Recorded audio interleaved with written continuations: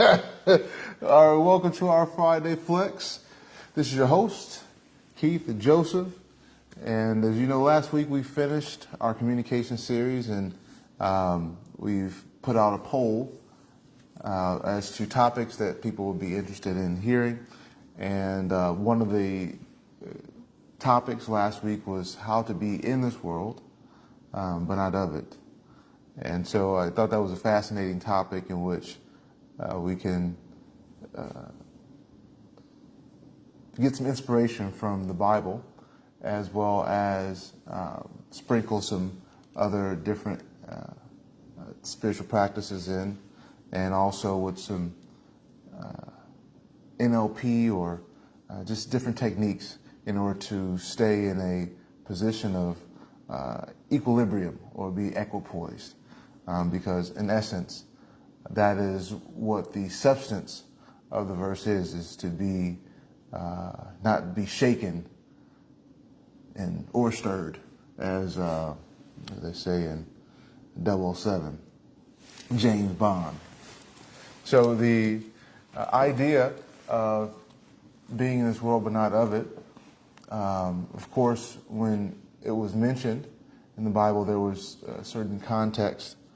I think Christ was getting ready to leave the planet, and so he was explaining about this concept of being in the world but not of it. So to go deeper into this, and as you know, we oftentimes bring up different points from the yoga text to also add depth as well to certain points. And the concept or the idea of staying in a position in which, of course, we are on this planet, and so with this being present here, we experience different dualities, or we experience hot and cold, we experience happiness and distress, we experience hate, love, all these different variables. And because these are a natural part of life, according to the yoga text, we should learn how to not just experience them, but to understand what they are and how to navigate through being able to have on one end a very difficult experience, and at the same time learn how to look at it in such a spiritual way or such a elevated way in which we don't let that negative thing be that event that ruins our day or our week or our month or even our life. There was a discussion that was an actual class that I was listening to the other day, and the example was, and I when I was in New York, you walk downtown or New York City, you see all these skyscrapers, and they're very intimidating to look at, because you're so small. The skyscrapers are touching the sky practically, and however, when you're in the plane and you're flying, those skyscrapers that were once very big become extremely small. And even though the skyscrapers, the size never changed, the physical size never changed, however, because of your elevated view of that, the skyscraper seemed to be smaller. And so the analogy was that our problems in life can seem like skyscrapers. And whenever we are in a position of having a higher perspective or elevated view or elevated consciousness, then that skyscraper-like problem becomes very minuscule. It doesn't mean that the problem's not there. It just means that it is just much smaller than what the emphasis or the the pressure or the idea that we had about it. And whenever we are looking at any of our experiences in life, there are actually some legitimate issues. You know, when we're talking about whether world hunger or if we are hungry or, you know, just different scenarios, the variance or how can I say, the range of complexity differs.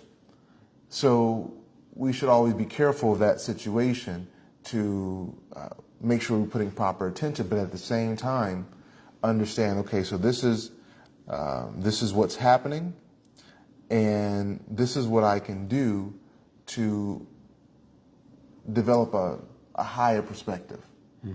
And in that way, we can have more of a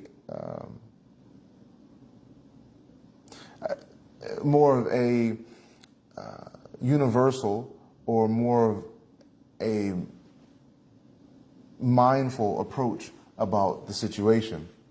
Because all too often when we experience something difficult, that thing becomes our focal point. And I was talking to someone a couple days ago who kind of like a mentoring kind of relationship. And the experience was that,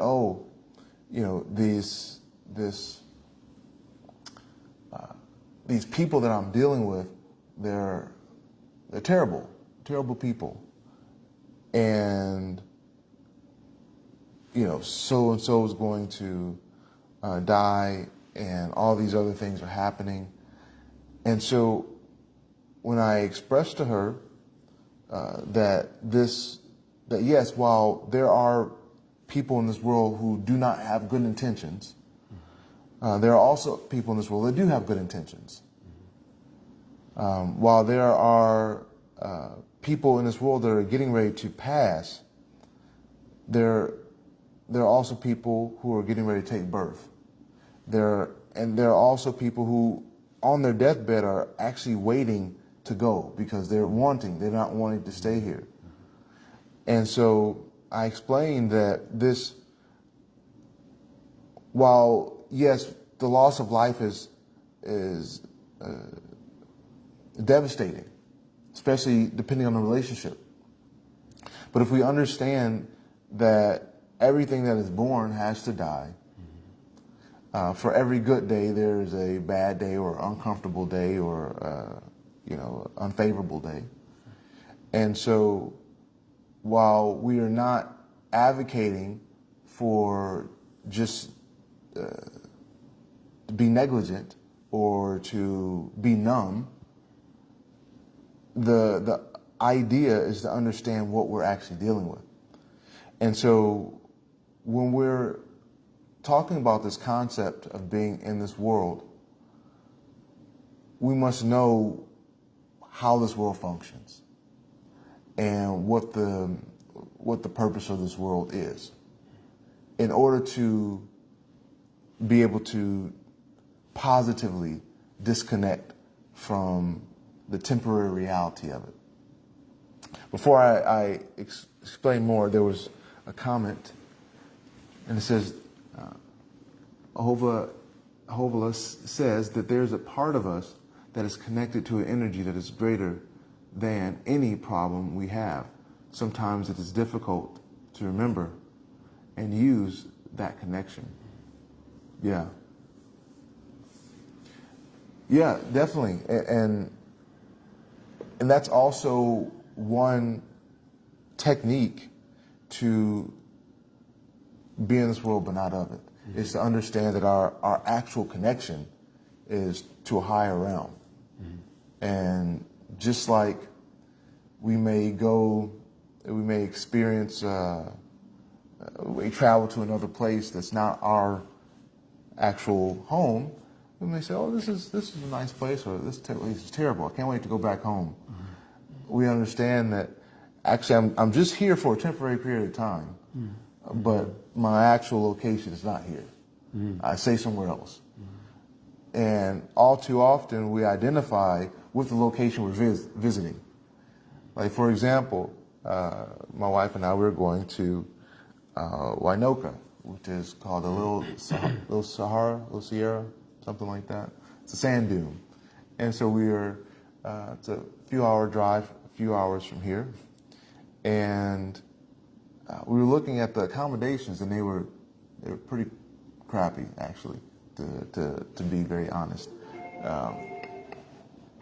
And one of the things that I noticed is that I was thinking to myself, this is unfortunate, because this is a tourist destination, and not to have good accommodations or to have, very good arrangements. If one wants to stay, then they're losing a lot of money. But then I realized that we're only here for a certain period of time, not to be attached to the fact that, yes, their accommodations could be better, but it's not going to be the end of the world. And so I realized that what I was worrying about, this whole accommodation thing, was actually a very small element. I will be here. We're going to enjoy being on the four-wheeler and getting a nice tan, probably chasing iguanas or whatever's in the desert. Not sure if iguana or not sure what's out there, but we're gonna be in an ATV finding them. But I bring that example because I understand where I'm going, and I understand that this is not the permanent destination. And despite whatever insufficiencies that are there, I'll gain my experience, and we'll come back home. So similarly, in this realm, in this world, we are gaining experience. We are, in Sanskrit, it's called samskars, or impressions. We are gaining impressions of this location, and ultimately, these impressions help us develop a healthy detachment from this realm. Because after a period of time, we, just like a child, if they keep hurting themselves doing the same thing, they start to develop the desire not to do it anymore. You never know. If one hurts themselves enough, then depending on the level of injury, then what are you saying? What are you saying? Huh? Each person is different. But for the most part, we often learn from very serious mental, emotional, or physical injuries. We would hope so.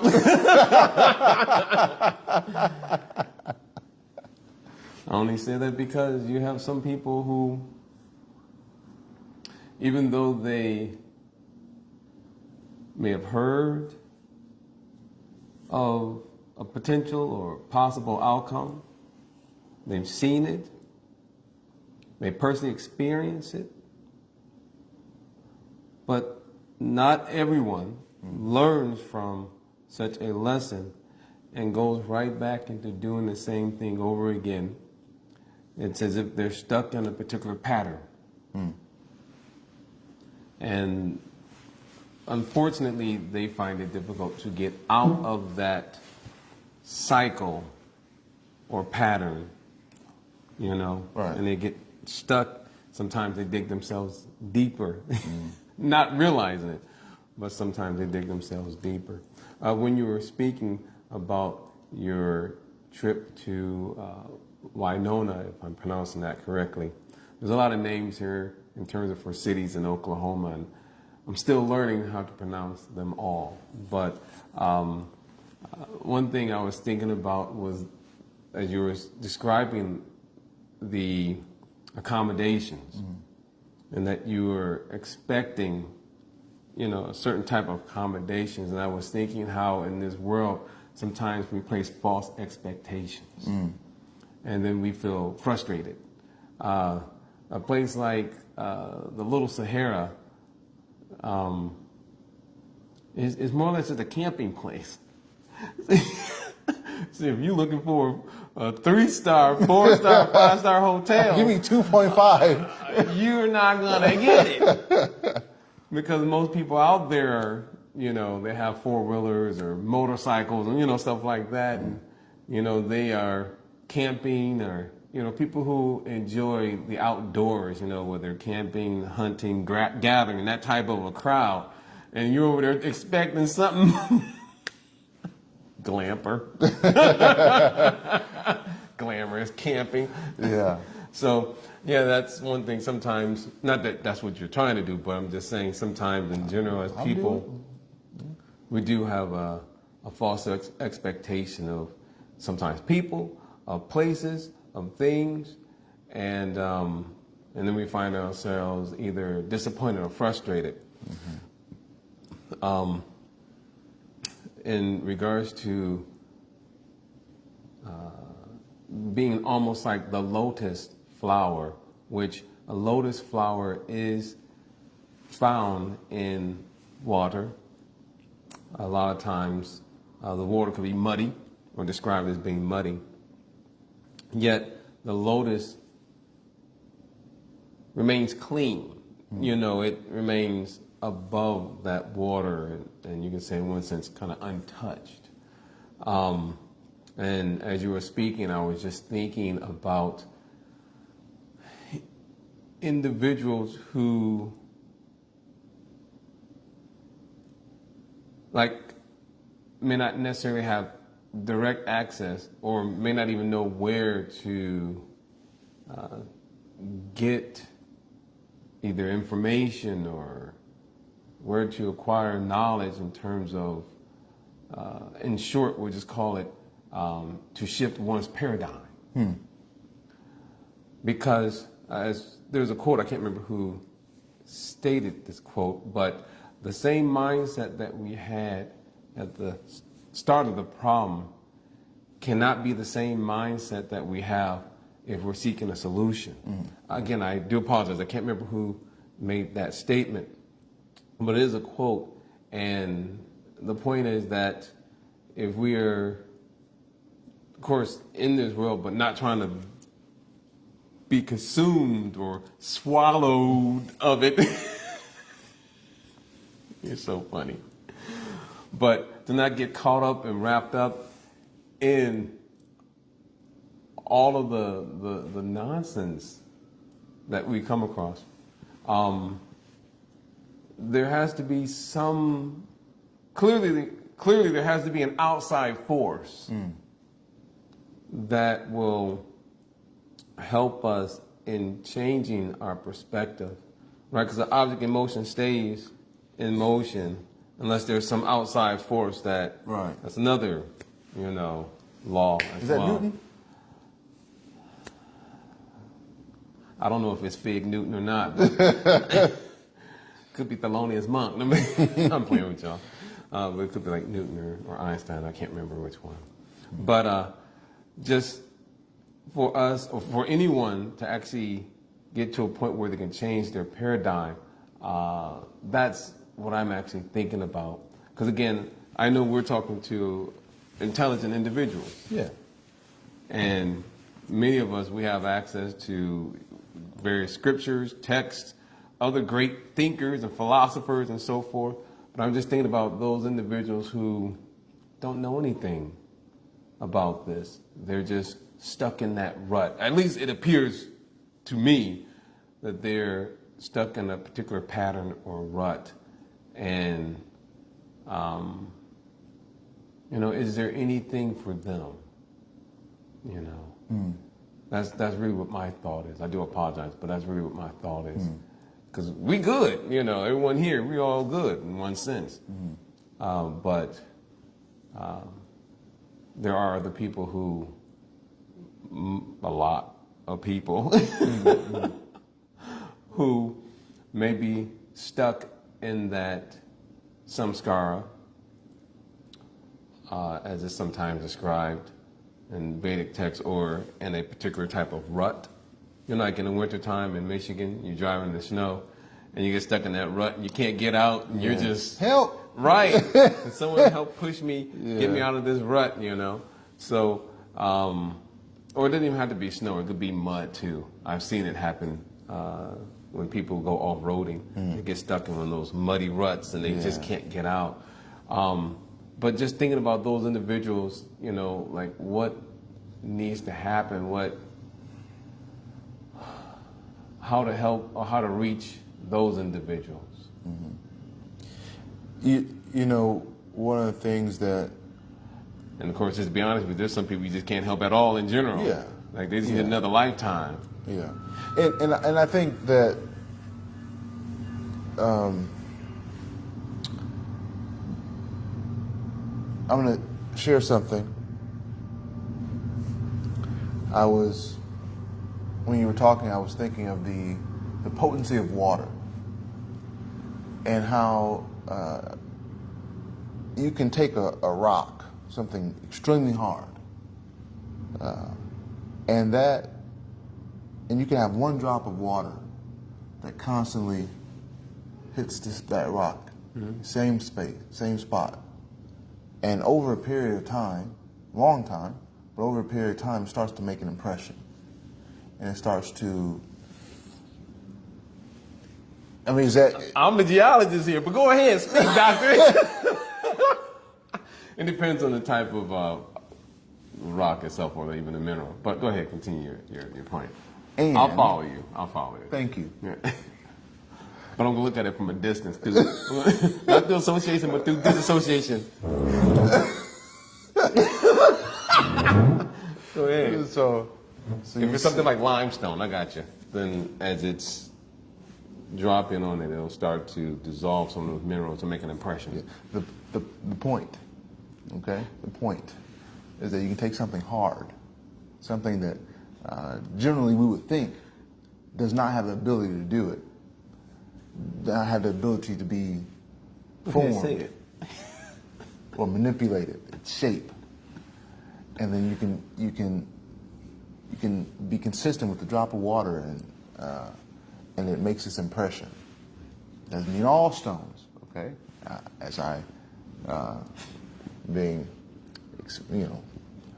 educated by a geologist, okay, but you understand that the possibility of making an impression on something that seems like it's impossible to make an impression on.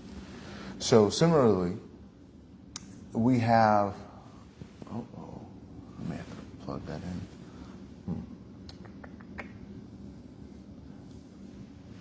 If you can get that, the black cord, There's a lot of black cords over the there. one that charges that one, and also the music speaker. Which one do you use to charge that receiver, one? The receiver. The one we plug in for Saturdays. Oh, that microphone Yeah, thing? Well, the cord, the connection. Yeah. Charger. You know, it's right over there. Hold on. Yes, for two things. Let's see. Okay. Sorry, 1 second. Well, I know I used this. Okay, that's Okay. perfect. The second thing you asked for. No, that's all I asked for. Oh, you asked for two things. I just asked for I one count. thing, Coach. I just asked for one thing, Coach. That's all. I can count. Okay. All right. Cool. Do. All right. We just have to make one slight adjustment so that we can stay in. It's going. Ooh. Okay. See it. All right. You see it. You see it. Okay. So, my point with the stone, with the rock, and the And water, making an impression. and is that even though, as you mentioned, that there's some people that it seems like they just never learn. Seems like despite experience and despite being told there's a better solution. I'm referring to people who have not been told anything. They don't. Okay, at least, just so you know. So at least Yeah. experience. At least They're experience. constantly getting arrested. Yes. Yes. So, But not that they've actually been fortunate to have someone, like we've been fortunate. Yeah. Not that they've had the same fortune. I'm referring to people who have not been fortunate like us. Right. In terms of what I was describing. right. So, all I'm, I guess, trying to explain is that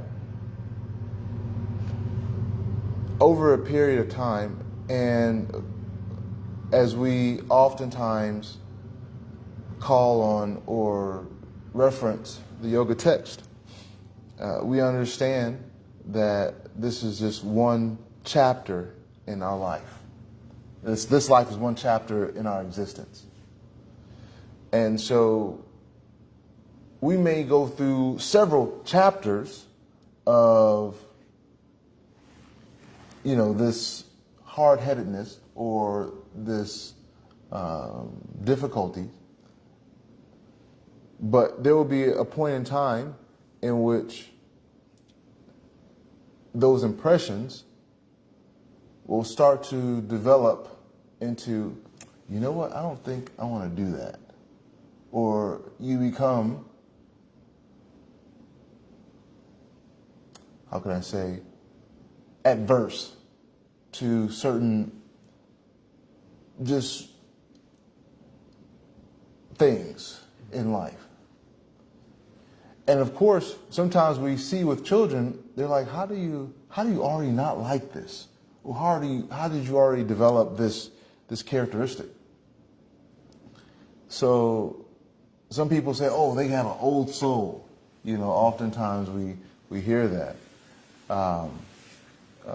And so these impressions make for the opportunity to realize that I need to live a lifestyle in which is really suitable for my ultimate well-being. And so if we, as you mentioned very nicely earlier,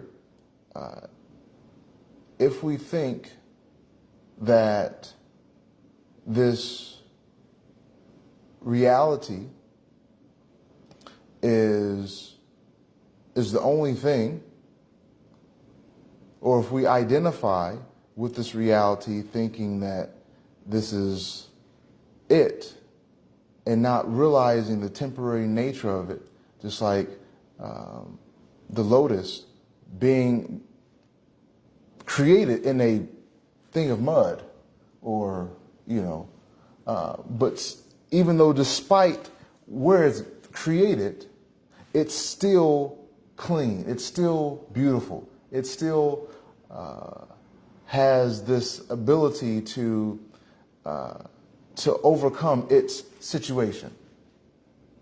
And so oftentimes in the yoga text, a lotus will be used as describing the beauty or the resiliency of create or this element or this item in creation. And so as we look at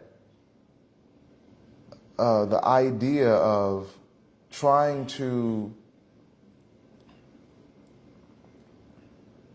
overcome the difficulty in this world, we must also, as you mentioned, have the proper expectation. And the proper expectation of this world is you can't really expect much. And to expect more than what was legitimately there will only set us up for failure. Guaranteed. Now, I want to go a little bit more into that, but there's a couple comments that I wanted to read.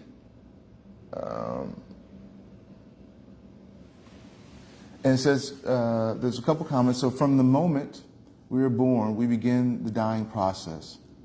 We are all being cooked by time. In Mahabharata, it is stated that the most amazing things is that we consistently walk around like we have plenty of time, even though we all know we have to die. Yep, that's true.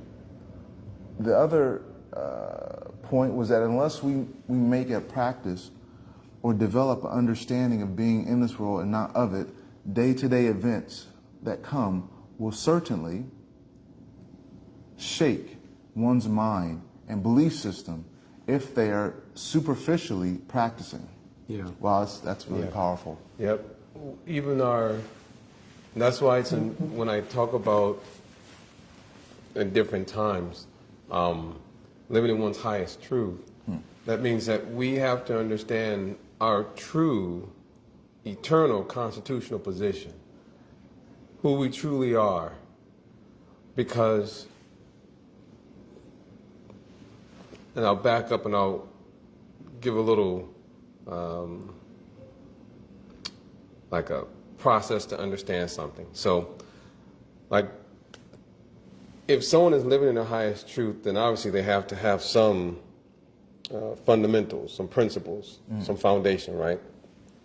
So, a little schematic, I guess is what maybe some people call it. It's like, okay, what is the proof that someone heard something, right? So the proof that someone has heard something is that they can say it. They can repeat it. Or you can say Yeah. repeat it. Yeah. They can say it or repeat it. So like we say, Shravanam, Kirtanam, Vishnu Smaranam, and then, so hearing it, proof that they've heard it, they can repeat it, and then proof that they're able to repeat it is, of course, that they're able to remember it. Right. Proof that they're able to even remember it is that they're actually doing it. And not just once, Right. when it feels nice, but that the real proof is that one is actually living it. And so when we see in these 9 different steps of bhakti, or different processes, that Atmanivedana, when one fully gives themselves To the process.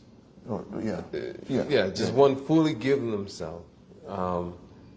That is one that is, more than just, hearing, thinking, and acting or doing, but they give all of themselves. Like, it's not just what they do between 9 a.m. and 5 p.m. kind of a thing. Right. This is 24/7. I live, breathe, eat, this. And so when one is actually living in their highest truth, then yes, they obviously have to live by some higher standards, higher principles, Right. Core values. But if they're doing a lot of popping of the gums, as some people say, but then their actions are not properly reflecting or mirroring that, then clearly they did not understand. Or there's some misunderstanding there somewhere, where they're not able to actually fully, either maybe they don't understand the value of something, but in some way, shape, or form, something is not fully understood, and thus they're not able to properly implement or apply it in their life, or to, shall I say, live it. Yeah, and I'm not sure if you mentioned this some time ago, or if I just You heard do it in read the a lot of class. books. But one of the things that I remember hearing is that if you're talking about a subject matter, if you cannot simplify it, explain it simply, then you really don't understand it. And so you can make something that's complex.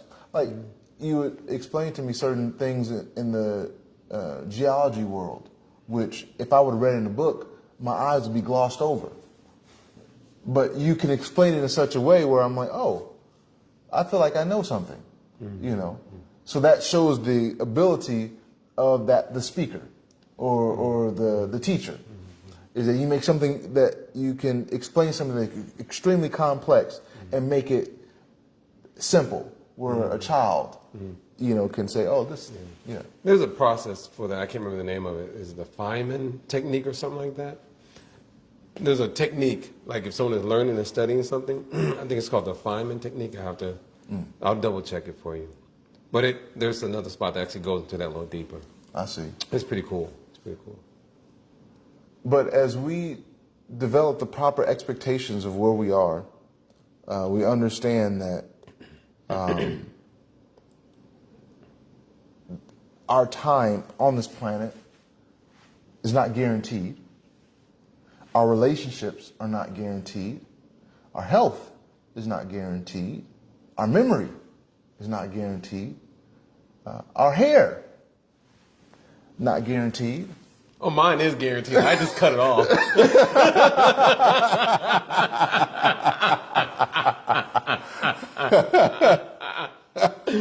So I'm not using this. Did it this morning. this is guaranteed not to come back. But so many things in life we realize they're not guaranteed, but we place the expectation on those things that they are. And that they'll get even better than what it is. And they'll get even better. But Sade, the great philosopher, says it's never as good as the first time. That's what she said. She's literally quoting the law of diminishing returns. and that is true, because we see that as we get older, that car we just bought, it's no longer as, starts to get a little nick on it, starts to, the check engine light comes on, and that pleasure that we were deriving at one point was no longer, it's now actually a bitter experience. So I'm having to put more money in the stupid thing. It's the burden. It's the burden. Like the great philosopher Christopher Wallace, a.k.a. Biggie Smalls. What'd he say? More money, more problem, huh? And if you don't know, now you know. So if we understand that this realm is riddled with temporary experiences, temporary positions in life, temporary places, relationships, then we understand, okay, so this is not where I invest my time. I'm here. If I have responsibilities, I take care of those responsibilities. I am not negligent, nor am I inconsistent with my responsibilities. However, that nature of mine, that nature that wants to serve, that nature that wants to love, without any restrictions,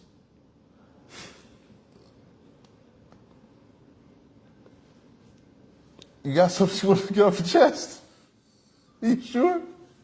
Okay.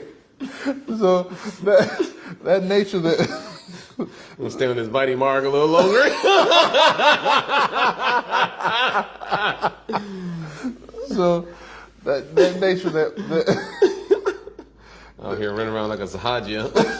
that nature that wants to just be free, and that belongs not in this realm.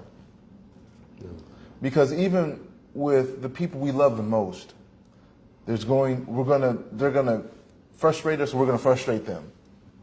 And that sometimes this may hurt a relationship and so forth. But of course, the stronger the relationship, it's like you can overcome those things. However, if we understand that we're experiencing all these things here, then that must mean there's an alternative place in which these things don't happen. Just like if we look at the a reflection of a tree on water, we can see that even though that reflection is not real, the actual tree is real, which shows the reflection on the water. And so we understand that, yes, I'm looking at something and I can see the tree in the water, even though if I jump into the water, that tree's not there.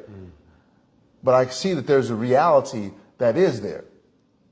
And so if we understand that there is a higher reality. We understand that this world is a temporary place where we can experience just a fragment of what's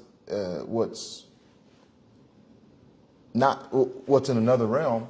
Then we can say, okay, so maybe I should not be so concerned about the political debates yesterday.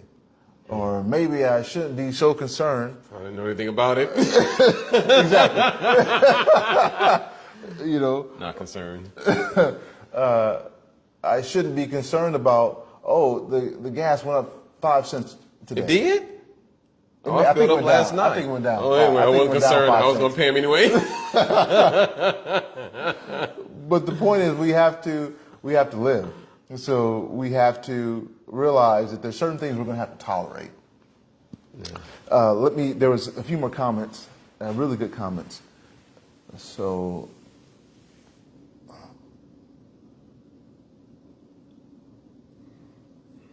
some people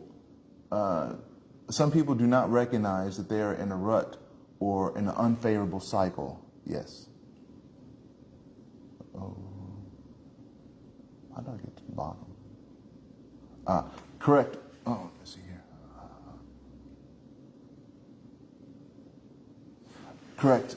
When you parrot information without the intent to understand, then you have wasted some valuable time. If you cannot explain to a 6-year-old, you do not understand it yourself. Albert Einstein. That's, yeah. And I think that, of course, what we're talking about is contrary to what society says now. So we're taught that we should put all our efforts into acquisition of goods, YOLO, so that means you do everything stupid because you only live once. So therefore, just enjoy. You know, we have the Western world has this concept that everything is meant for your pleasure. Therefore, there should be no discipline. There should be no mindfulness. It's just whatever feels good, do it. Whatever sounds good, listen. Whatever smells good, smell it. Whatever tastes good, eat it. And it's like that element of intelligence is slowly and subtly being removed. It's like it may smell good, but it's poisonous. So, for example, I was helping my wife paint. We were in Ponca City, and she was spray painting. And I was like, "Wow, that smells really good." She says, "Don't smell that. You need a mask because it's toxic." You know. I was like, "But it smells like licorice." And I was thinking to myself, like, how can that be bad? It smells like licorice. But we don't understand the nature of certain chemicals. And it may have a it may have a pleasant smell, but it doesn't mean it's good. Or if we smell, or if we eat something and it's, this tastes really good, but what is it doing to your body? One of the things that, you got something else you want to say? Oh, I'm just thinking about that Olean. Those wild potato chips that everybody was going crazy over back in the day. And what is it doing to your body? Right. And everyone was having anal leakage and everything like this. That's what it's doing to your body. It was like, these chips are great. Oh, wow. Like eating White Castles. Lay's, Doritos, all those guys, Fritos, they all were using Olean at one point. Because they were trying to, basically it was all these hydrogenated oils and so forth, and it was causing a lot of problems. I mean, we should have concern about the foods that we put into our mouths and into our bodies, especially when just like those pharmaceutical commercials, you got that one guy with that nice, deep voice that tells you all the side effects to the, unique prescription, but he's the same guy that's reading you the fine print on a bag of potato chips. You know something not right with those potato chips. That guy is telling you all the little things that can actually happen to you. You might have suicidal thoughts. And it's really, potato chips would cause you to have weird thoughts like this? Yeah. It's that Olean. And but people bought them anyway. People bought them anyway because it tastes good. Why not? Enjoy. There's,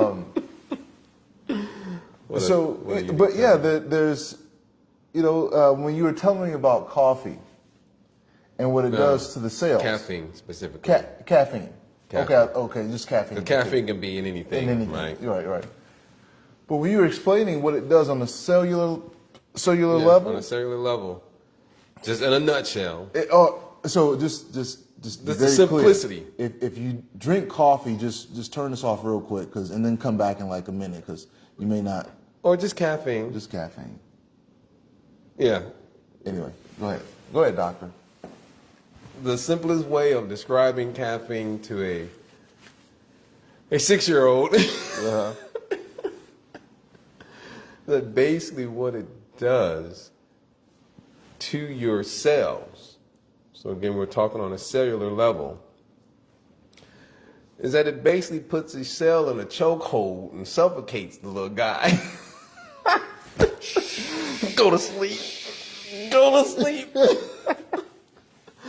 And again, I'm not getting into all the technical aspects of it because it could be a little overwhelming, but just the very simplified way of describing it, in one sense, suffocates the cell. Just like if you were to, someone was to suffocate or choke you or put you in a chokehold, you're not able to breathe properly. So the nutrients and so forth that are meant to go into the cell and things that are supposed to come out of the cell, all that gets stopped. And so just as if someone was choking us, blocking our airway, we would start to panic. Adrenaline would probably start picking up, and we will have either this fight or flight response because we're trying to save our lives. So on a cellular level, your cell is literally doing that. It's like, hey, this situation is suffocating and preventing us from, functioning properly.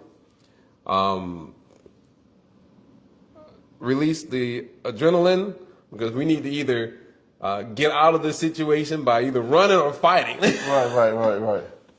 And so therefore, to save his life, that's why one feels awakened or alert or a burst or a rush of energy was actually just your body just saying, I'm going to die, Help! And that's in a nutshell what's happening in terms of caffeine and what it does to a cell. Just on a very simplified way of understanding it. I was thinking about the whole strangulation or suffocation. And in jiu-jitsu, when you realize you're in a chokehold that you may end up tapping, you're the most alive you've ever been. You just, I gotta get out, before I go to sleep. Let me take my round before I pass out. I'm most attentive right now. But yeah, these.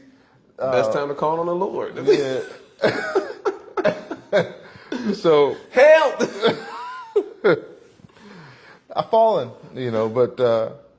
but yeah. So we have the things we eat that this tastes good, but what is it doing to the body? These things we smell, it smells good, but what is it doing to the body? What are we hearing? Just like hydrogenated oils. What does a hydrogenated oil do?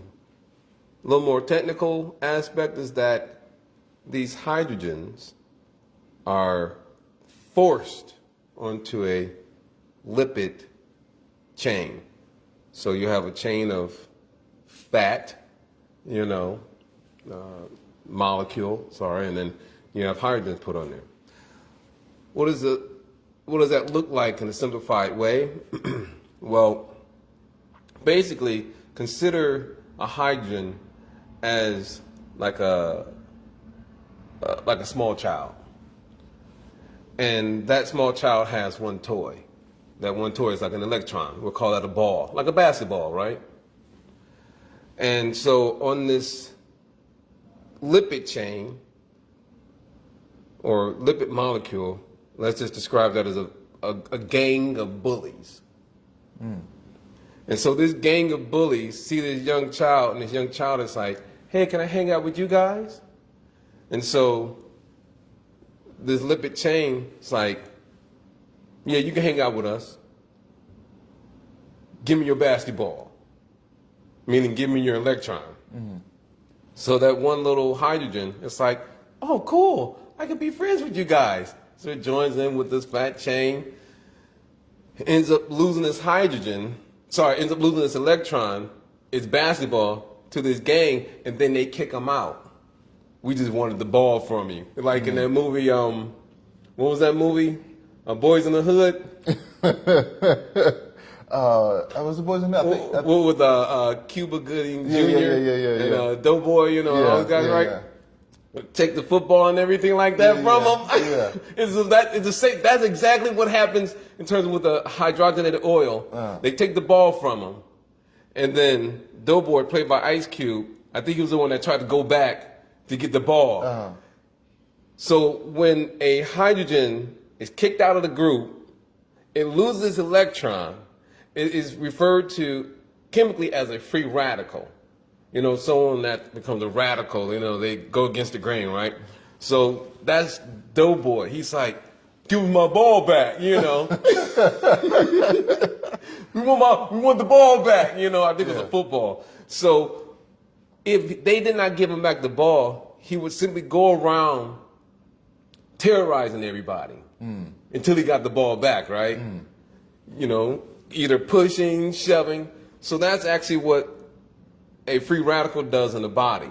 It goes to all of the other molecules and so forth in your body, harassing everybody and beating everybody up, and thus eventually could lead to the potential of either diseases or illnesses and cancers and stuff like that in the body. And that's what a free radical does. It starts tearing things up. It terrorizes them. Terrorizes. So the only thing that one can do to address it is to take in things that are like antioxidants, you know, different types of berries and so forth like that, that are known to prevent cancer, you know, right? So tomatoes, they have lycopene, you have strawberries, blueberries, blackberries, stuff like that nature. You know, that actually, those antioxidants are actually good for the body. They help remove these free radicals. All these doughboys that's running around our bodies trying to get his electron back. Give me my electron back. See, so this is what I'm talking about. When you understand something like that, something so complex, because if I would have read this in a book, eyes would be glossed. But when you can reference a movie, it makes it easy to understand. Give me my ball back. And everybody looking at him like, you got heart. Here you go. You had a ball back. That's what the berries are. Berries tell me, you got heart. There you go. Here, get your ball back. Yeah. So we have all these different things that we're experiencing that we think are actually good for us or are healthy, but without proper understanding what it is, then we'll just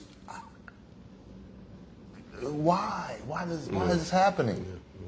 I didn't do anything. But actually, it's like, if we don't understand what we're dealing with, you know, then of course we're going to be taken advantage of. Yep. With that, it was something that you were mentioning a little earlier, before we got into this bullies, free radicals, and so forth, about society or you could say the media, and what is put in various mediums. Mediums meaning not smalls, not large, but mediums in the sense of newspapers, magazines, radio waves and so forth, TV and internet, handheld devices and so forth. So wherever you get your news from. As you were mentioning that, I was thinking about the story of Buddha, played by Keanu Reeves. Have you seen that? I don't know if I've seen that. But the story of Buddha in general, there was a movie that came out about Buddha. Maybe it's called Gautama. And Keanu Reeves? But it's starring Keanu Reeves, Wow. So Keanu Reeves is playing this role of Buddha, and he's still got a little bit of that Wayne's World or Bill and Ted in him. You can tell, like, wow, like he moves a certain way. I think it's Bill and Ted. He got a little bit of Bill and Ted still in him. Excellent. Yeah. A little bit of Bill and Ted is still there. This is all before the Matrix or whatever. But yeah, he actually plays Buddha. But what's interesting, and the reason why I mention this, I say Keanu Reeves because it creates an anchor. It makes it easier for us to remember the story. So with the story of Gautama Buddha, in brief, his father did not allow him to exit the kingdom or exit the palace because his father did not want his son to be exposed to birth, death, old age, and disease. Poverty, all those different things. Somehow or other, he sneaks out or he learns of something, maybe he saw something in the distance like, wow, I wonder what happens over there, or I wonder what those kids are doing, because he never got a chance to see elderly. So he didn't even know what an elderly person looked like growing up in his father's kingdom. So, but yeah, when he snuck out of the palace outside the kingdom to see how all of the residents are living, and that's when he saw the cremation grounds and the funeral pyres. That's when he saw those who had leprosy and other illnesses and disease. That's when he saw poverty, children not having any toys or food and so forth. So starvation and hunger as well, malnourishment. He witnessed everything and was rather upset with his dad. Why did you keep me from seeing this? Why were you preventing me from knowing this reality? Now, I cannot remember, unfortunately, his father's response. But when I think of the media, or when I think of government and people in higher up positions, right? And I think of how they purposefully advertise things in such a way to make it appear that if you just buy this car, because you were talking about a car originally, if you just buy this car, if you just do this, if you just do that, your life will be successful. You will be happy. You will, blah, blah, blah, blah, blah, all these wonderful things, But they never tell you that when you buy this vehicle, you're going to have, like what's that saying? The grass may be green on the other side, but it's just as hard to mow. And the water bill is probably just as high as what you already got. So in other words, yes, you may buy this car, but there is a car note that comes with it. And you have to maintain this vehicle, put gas, the whole works. And you got to watch out for free radical carts in grocery parking lots. Yeah, because you don't know, them cars can be rolling around on a windy day and it dings your vehicle. Yeah. Or you got to watch out for people who do hit and runs. And you got drunk drivers. And there's so many other different factors that no one would tell you. You're just being told, oh man, if you get this vehicle, you're sitting in the lap of luxury. Yeah. You got your own AC. It's nice and cool. It's the ice cold AC. This is the coldest AC on this side of the Mississippi. It's like everyone will get you so geeked and hyped about getting this item. It could be this car, it could be this house or whatever. But then again, no one tells you about the responsibilities that come with it. Because if we knew the reality and truth of things, I'm just saying in general, if we, and this is kind of something that we were talked about, even touched on lightly last time and before, that as individuals, if we actually know and understand the repercussions and consequences of what we think, do, and act, or let me say it in the way of James Allen, Okay. in regards to our thoughts, our speech, and deeds, is what he uses. That's how he says it. If we could understand that and the impact or the consequences and repercussions that it will have one day, 1 hour, 1 day, a week, a year, decades down the road, then we would think very carefully about what we do right now. We'll act differently. We will even speak differently. Because we know that what I do right now is going to lead to a certain consequence or result in the nearby future. Right. I mean, we don't know exactly when it'll fructify, that seed, but it will come up and it's going to bite me in the butt. Or in the buttocks, quoting Forrest Gump. And I was thinking about sometimes in business, in order to make money, you sow so many seeds, you do as much as you can, and it seems like you do it for so long, and then one day it finally starts to work. And then it's like, wow, I actually have a successful business. But it's because that time that you invested was spent properly. Versus if you're not taking care of your health, if you're not taking care of your mental state, your, I said health, but but health, that covers everything: emotional, psychological, spiritual, physical. If you don't take care of it, then in a period of time, that compounding effect is going to be that result of my health's terrible, my relationships are terrible, my relationship with God or divine is terrible, because the time that we're spending is not properly invested.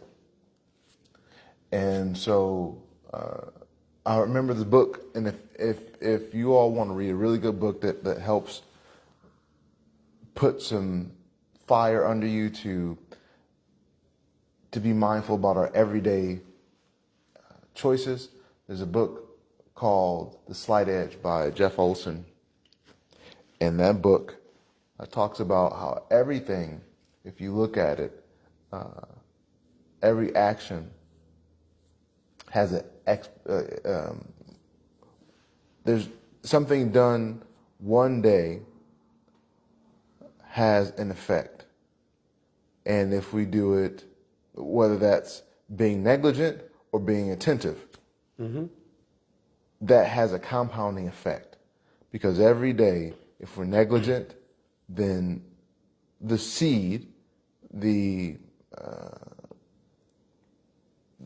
whatever that thing is going to compound one day, and we're going to experience it. Whether it's favorable or unfavorable. Doesn't matter what it is. Whether it's attentiveness in one's relationship. And you can tell the people who are happy in their marriage because they're extremely attentive. Both parties. And you can tell when there's not happiness because either one or both are inattentive. And then over a period of time, it's like, oh, there's divorce. or over a period of time, they're celebrating their 20th, their 30th, their 40th, their 50th marriage, because that law of what is it? Well, doing something exponential growth may be the right word, but doing something, the same thing, whatever it is, over a period of time, it will have an effect. And if that thing is ideally good for you or favorable for you, the results will always be favorable. Mm-hmm.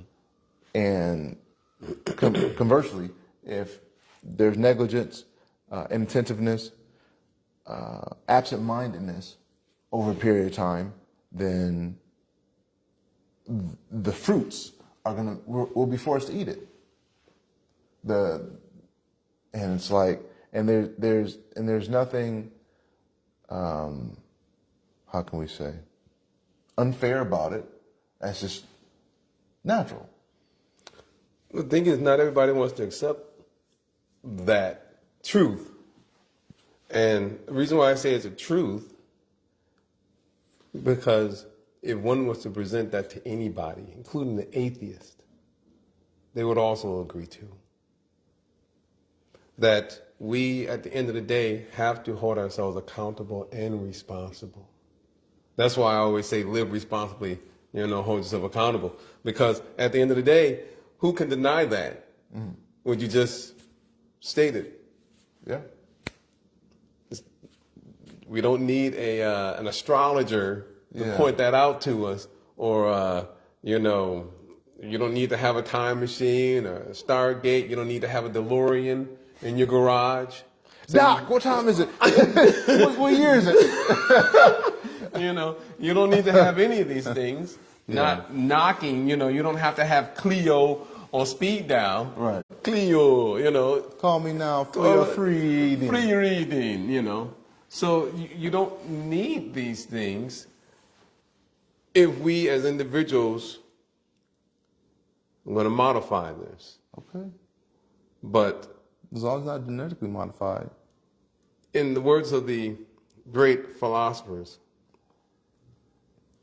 Ronnie, Bobby, Ricky, Mike, Ralph. Okay. They had a song,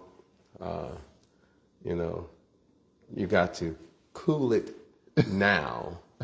And so I'm saying we have to slow it down, in the words of neurolinguistic programming, and be able to look at things and see exactly how things are moving, and if there's a certain pattern, to be able to recognize that, okay, whoa, I'm on a pattern that's not going to lead to something of great success, or it's not going to be beneficial, but it could be detrimental in some way, shape, or form.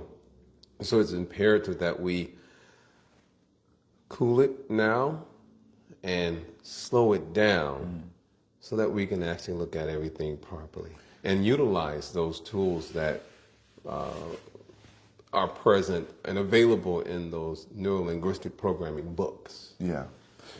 A couple points and then we will wrap up because we went a little over, but Hovola says that movie was called Little Buddha. Little Buddha. Little Buddha. Little Buddha. Little Buddha. Yeah, with Keanu Reeves. Yeah. I'm gonna have to look at that. He was so upset with his dad, and you could tell like a little bit of Wayne's World was coming out. Well, not Wayne's World. Who was that? It's Bill and Ted Excellent Adventures. Yeah. Excellent Adventures. Yeah. But to kind of to wrap up is that if we understand where we are, what we're dealing with, and we develop proper expectations, I think that was a really phenomenal point that you mentioned. Because we constantly are lying to ourselves all the time, unfortunately. Deception. We're constantly deceiving ourselves. Don't get me wrong, the word gaslighting does exist. Yeah. But we're always, unfortunately, deceive ourselves. That's part of our cheating propensity. Yeah. And so if we understand where we are, what we're dealing with, then it's easy to be responsible in this life, but at the same time not attached to the temporary nature of it. and understand that I am in a location which is not really my home. I'm only visiting. It's Airbnb or hotel stay or whatever, and then we can operate in society from a higher level. What is that called? A Verbo or something like that? Verbo, yeah, yeah. This is just the Airbnb. This is just the This Verbo, is the Verbo, baby. exactly. But we can operate from, as I mentioned about the skyscrapers. We can see these skyscrapers as problems, but once we're in the plane of higher consciousness or higher intelligence, then we can see those skyscrapers, those problems aren't as big as I once thought they were. Because They may be important, depending on what it is. right. But we don't make a molehill into a mountain. They become manageable. Manageable. I'm going to let that one ring out. These. So, thank you all for your time, and as we continue these Friday Flex, we really appreciate any future topics that we can go deep like this in and share some points in this kind of realm of personal development, life, living, coaching, or whatever. So, One little thing I'll drop in real quick. drop it like it's hot, Coach. I don't know if it'll be that hot, but Just we'll drop it. Just drop it. Is in regards to when we understand the temporary nature of this world, and that there is also an eternal reality as well. That although, and I'm going to phrase it in this fashion, although we may not achieve perfection, right? Because there are so many things changing and all these different factors and so forth. We may not necessarily be able to do something perfectly, but we can do something right. And so when we are holding ourselves accountable and responsible, because we all have imperfections in some way, shape, or form. Right. So we don't need to beat ourselves up, Yeah. right? But we can still nevertheless do something right in terms of how we are interacting, either with a loved one, family, friends, or something of that nature. And having some grace on ourselves, having grace on the other person, giving someone the benefit of the doubt, like this. Yeah. Instead of allowing ourselves to be swallowed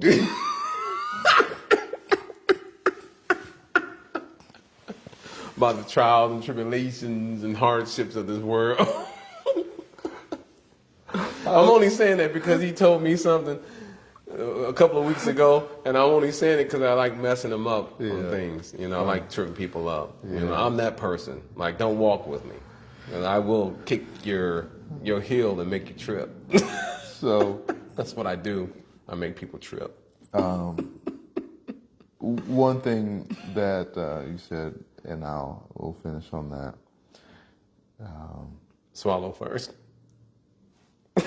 Is that this idea of perfection, and of course, we all know in this realm perfection is impossible, depending on what one's definition of perfection is. But doing one's best, becoming better every day. Yeah, doing things right. Yeah. Only real perfection is, and just keeping it real. Keep it real. Is that real perfection is pleasing God. So if we act and live our lives in such a way that it's most pleasing to God, then that's real perfection. But I know I didn't want to go too deep into that. Yeah. But otherwise, look at Hiroshi Kasipu. He tried to achieve perfection. Couldn't get it. Couldn't get it. Never gonna So, be. but nevertheless, one can do things right, and that's what makes something that's perfect in one's Yeah, life. one doing their best, despite whatever. do it right. Yeah, I mean, but even if one is having difficulty doing it right, but not stopping to do it right, the endeavor to do it Don't right. stop. Get it. Exactly. All right. So until next time, thank you so much for your time. Was that Luke? Two Live Crew? Don't stop. Get it. You know, I think those philosophers, you know, they I'm not sure. I think you're right. I think you're right. Those But, some good philosophers, well, great thinkers. Depends on what kind of seed you want to sow. But yeah.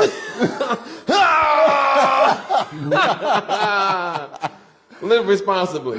All right. Until next time, flex and have a happy weekend. Live responsibly. Stay hydrated. Hold yourself accountable. Hold yourself accountable. All right. Until next time.